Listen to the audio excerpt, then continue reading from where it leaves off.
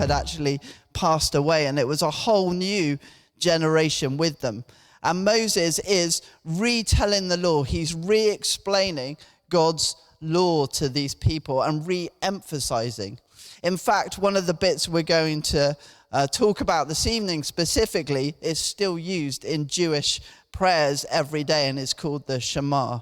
So a lot of this has been passed down generations for 4,000 years or more.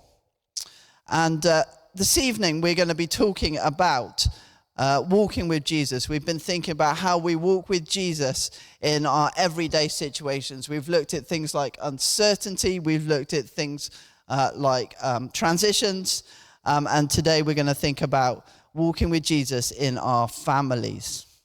But right at the start, I want to say that this isn't just about biological families. This is about our church family as well. There are those of you who are spiritual mentors and spiritual parents to plenty of people in the church. There are those of you who teach in the children and the youth groups. There are those of you who are responsible for people within life groups, and there are those that you are mentoring on a one-to-one. So this isn't just about our biological families, but this is about the whole church walking with Jesus in their families. And I also want to acknowledge right at the start that families are hard. Families can be painful, and families have seasons where it is not easy. And this isn't going to be sure fixes that you can go home, do these things, and everything in your family will be perfect and all your family will be Christians. But these are general principles that you can live by that certainly do a lot of the legwork to help you within your Christian journey and within your family. So this evening I want to talk about how we build a compelling vision of God and how we build a pattern of discipleship. Building a compelling vision and building a pattern of discipleship, and all the while being intentional about that. So building a vision, a compelling vision of God. I would argue very much that in the Western world, not us personally per se, but in the Western world, we have sanitized Christianity. We have made Christianity, we have made Jesus nice.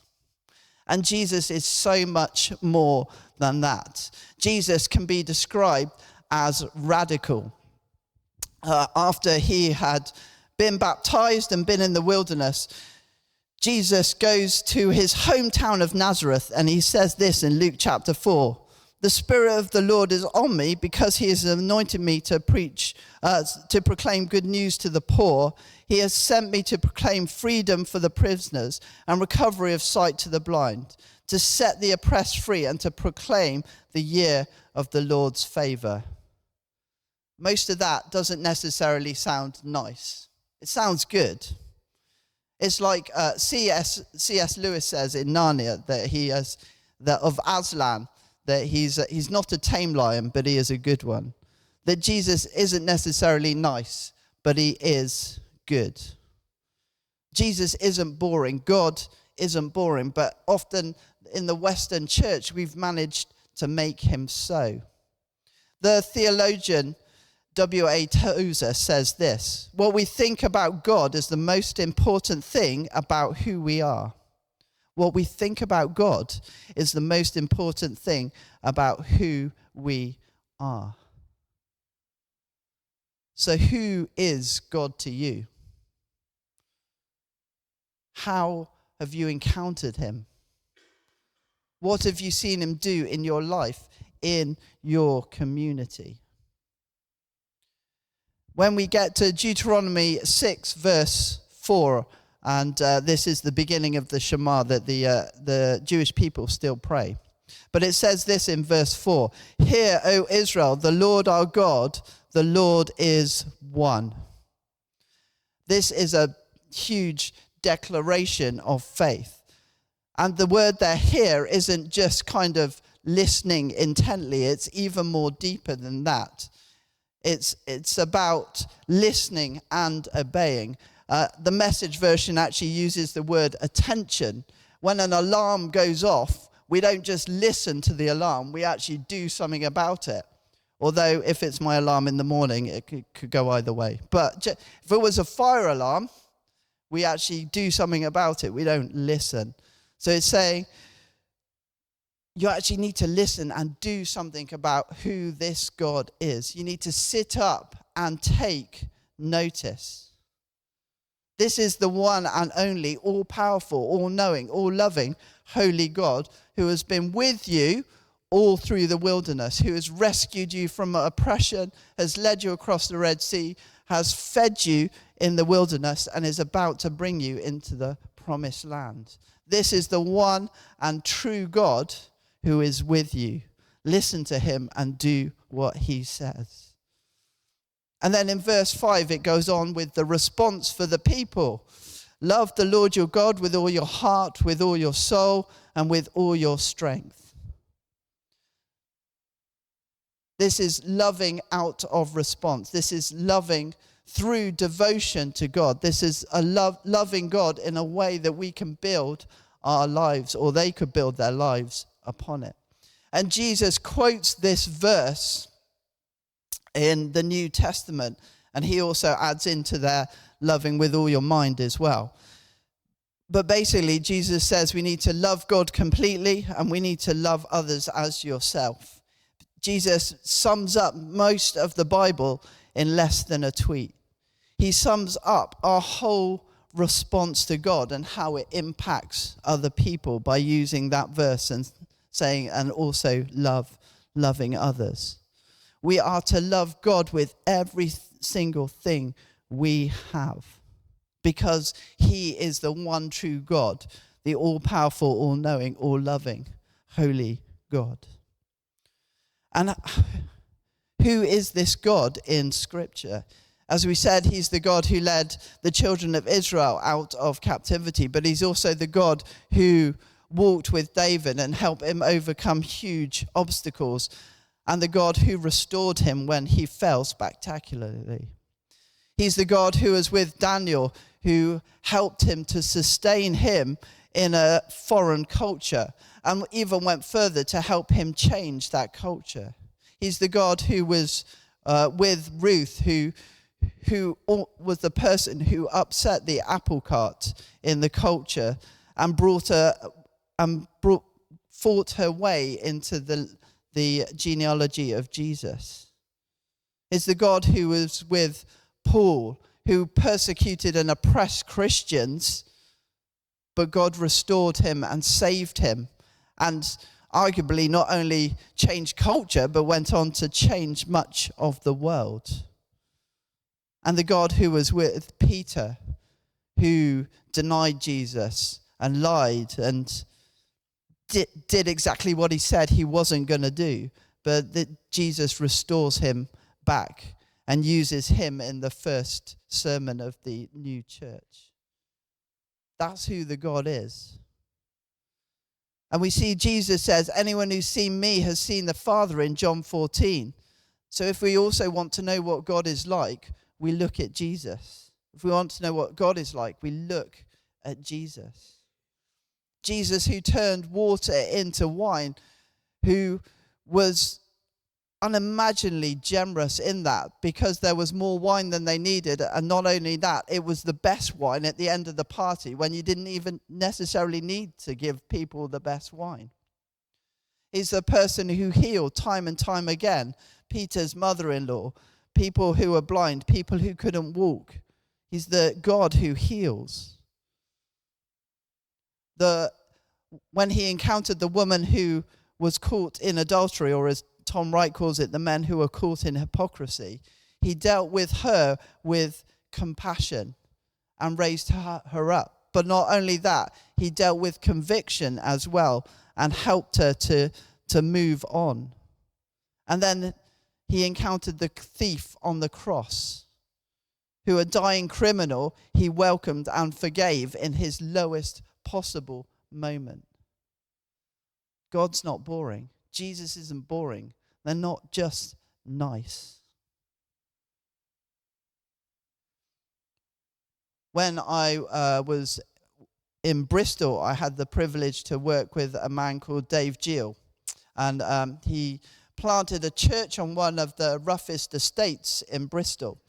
And Dave had grown up as a Bristolian, and he was a huge supporter of Bristol Rovers, but he became a football hooligan, was involved in fighting, was involved in lots of crime, got involved in drugs, and eventually got to a position where he stabbed somebody.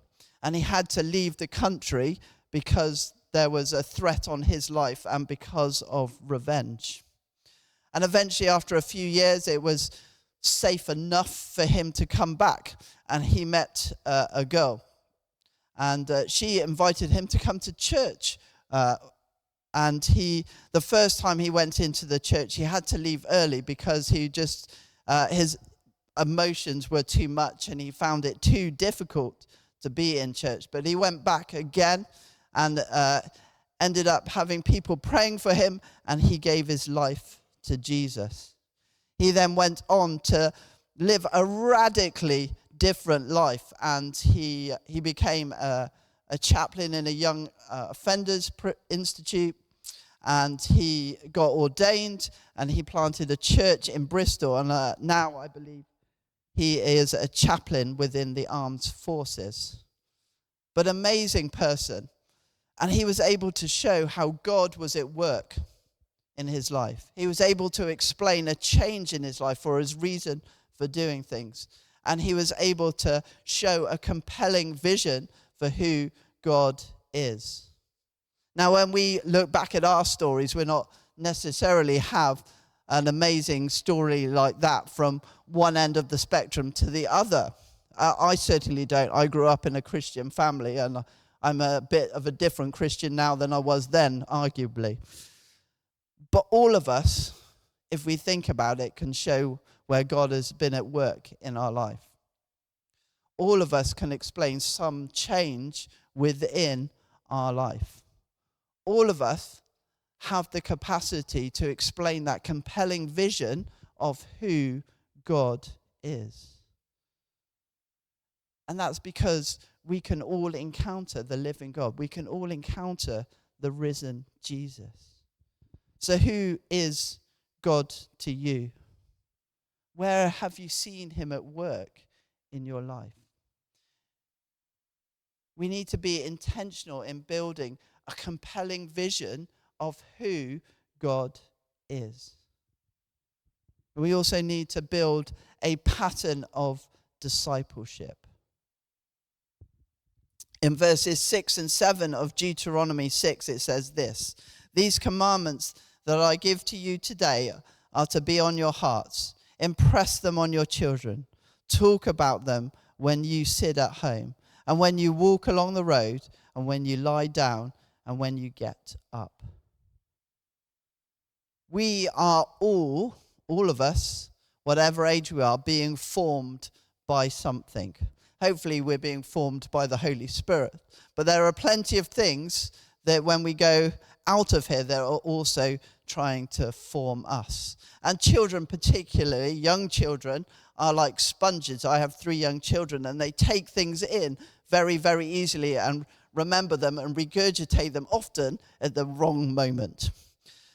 In our house for a while, I kind of didn't do it overtly, but I banned Peppa Pig when some of my children were small for the very reason that Peppa Pig often says, "Silly daddy." My children were parroting this, but they were also parroting this at the moments when I was trying to be stern, when I was trying to be corrective. So you'd say, "Don't do that," or "Go to bed," and one of your children pipes up, "Silly daddy."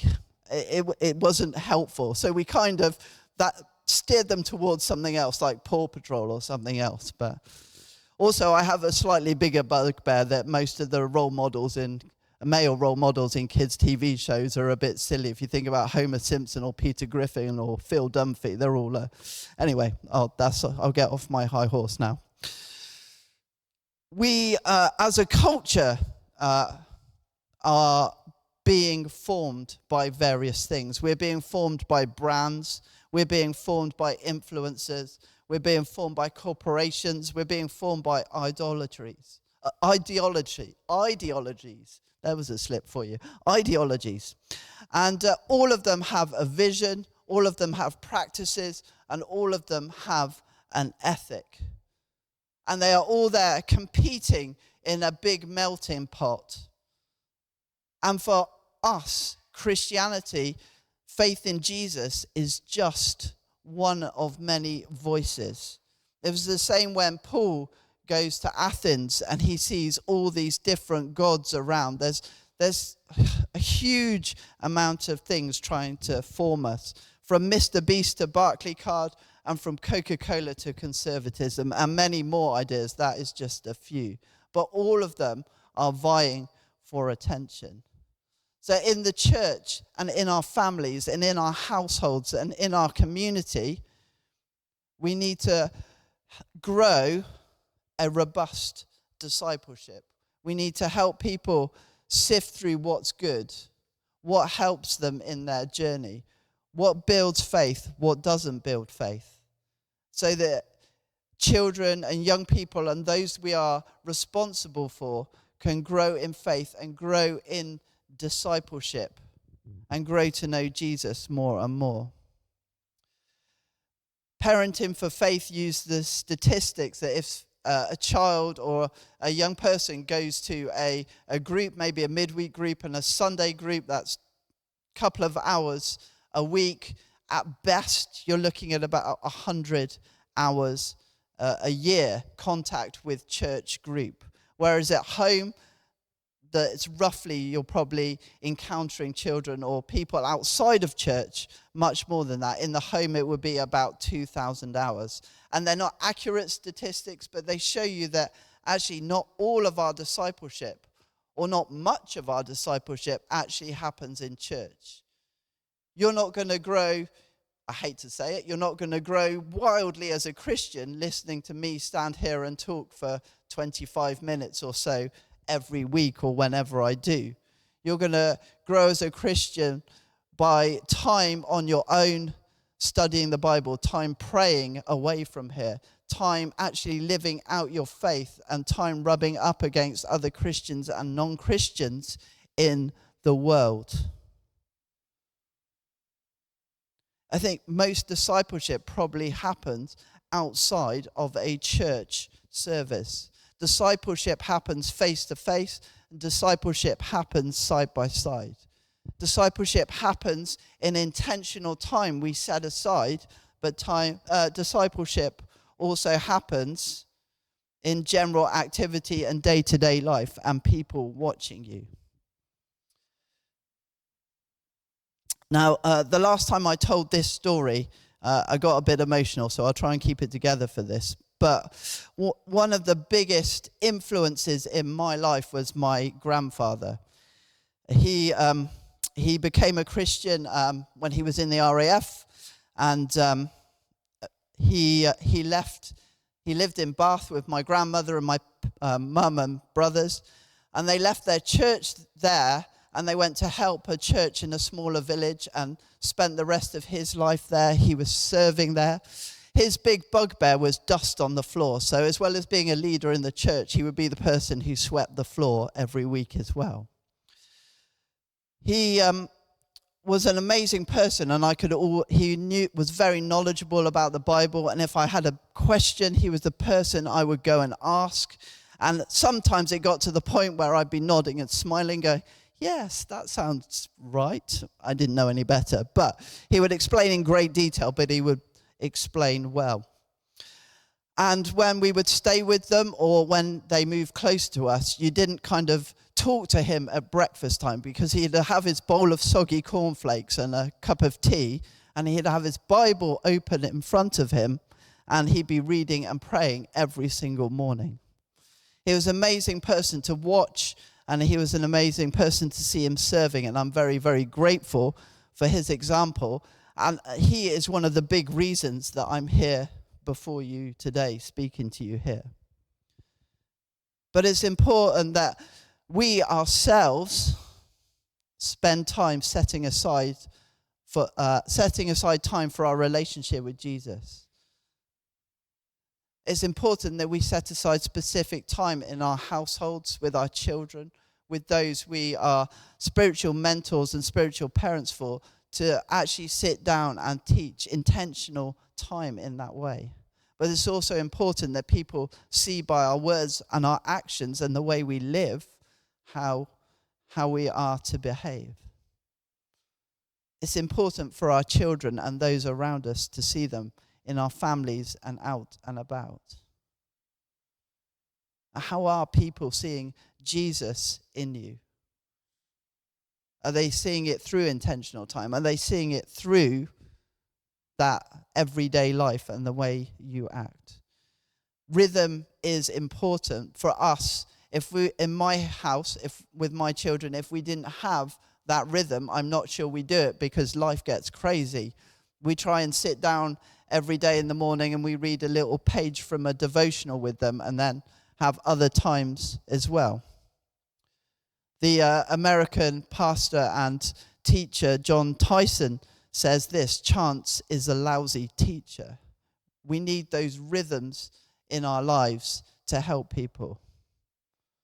But we also need grace. We thought about how Jesus is the one who restores. And it's very easy to get to the point where we think, I should have done more. Or I didn't do that. Or I missed an opportunity. But we have the grace of God. He's the one that's there to restore us and lift us back up when it doesn't go quite well, when there are painful situations going on. So within building those patterns of discipleship, we need rhythms and grace. Jesus said, "Let the little children come to me and do not hinder them, for the kingdom of heaven belongs to such as these." And in Proverbs it says, "Remember your Creator in the days of your youth." We need to be intentional about building a compelling vision of who God is, and we need to be intentional about building patterns of discipleship. And later on in the Bible, we see that the people Moses talking to didn't do this necessarily very well. In the beginning of Judges, it says, after that whole generation had been gathered to their ancestors, another generation grew up who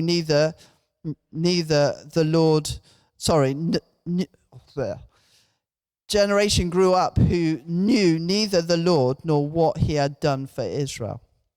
Then the Israelites did evil in the eyes of the Lord and served Baal. That's serving the gods of the Canaanite. That message wasn't passed on well. That compelling vision wasn't passed on well. The patterns of following God, the patterns of discipleship were not passed on well. And that's a cycle that happens again and again in Judges.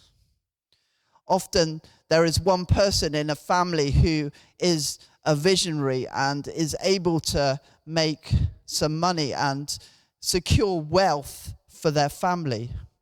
But history and statistics shows us that quite often 90% of that wealth has gone within 3 generations. It's easy to lose a story. It's easy to lose the history within our family, within our community. It is our job to pass on that vision of who God is to the next generations. To pass it on to our children, to pass it on to those we are responsible for. We need to show them how to access the love of God, how to seek the love of God, and how to act. To show generations coming through how they access that love of God. We talk about in our house just talking to God, just talking in your normal way you would talk to another person.